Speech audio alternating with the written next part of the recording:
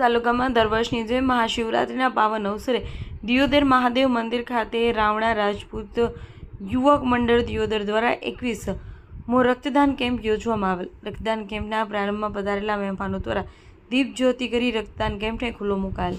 આ પ્રસંગે અનેક મહાનુભાવોએ હાજરી આપેલ, જેમનું રાવણા રાજપૂત યુવક મંડળ દિયોદર દ્વારા શાલ ઓઢાડી સન્માન કરવામાં આવ્યું। રક્તદાતાઓને પાણીની બોટલ, બેગ તેમજ પ્રમાણપત્ર આપી સન્માનિત કરવામાં આવ્યા।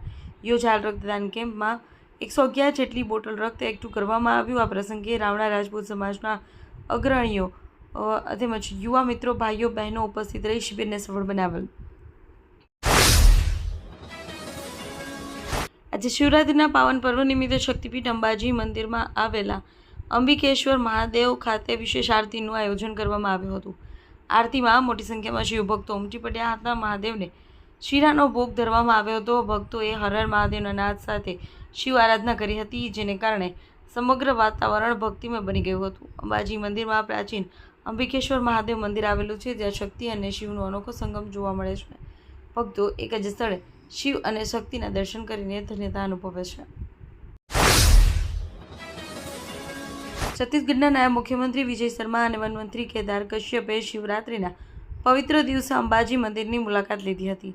તેઓએ માતાજીના દર્શન કરી આશીર્વાદ મેળવ્યા હતા। બનાસ ડેરીની મુલાકાત બાદ બંને મંત્રીઓ અંબાજી પહોંચ્યા હતા। તેમની સાથે પરિવારના સભ્યો પણ મોટી સંખ્યામાં ઉપસ્થિત રહ્યા હતા। થરાદ પંથકમાં દાડમના ઊંચા ભાવ મળતા ખેડૂતોમાં ખુશીનો માહોલ છે।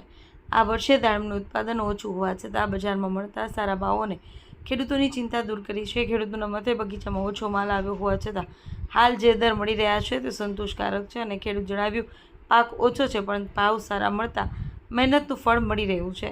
વેપારીઓએ પણ પુષ્ટિ કરી છે કે દાડમ સારી કિંમતે વેચાઈ રહ્યા છે। ડીસા તાલુકાના વાસણા ગોળિયા ગામે રામલીલા મેદાન ખાતે 7 ગામનું હિન્દુ મહાસંમેલન યોજાયું હતું। સંમેલનમાં 7 ગામના સરપંચો, પૂર્વ સરપંચો, આગેવાનો, યુવાનો, ગ્રામજનો મોટી સંખ્યામાં ઉપસ્થિત રહ્યા હતા।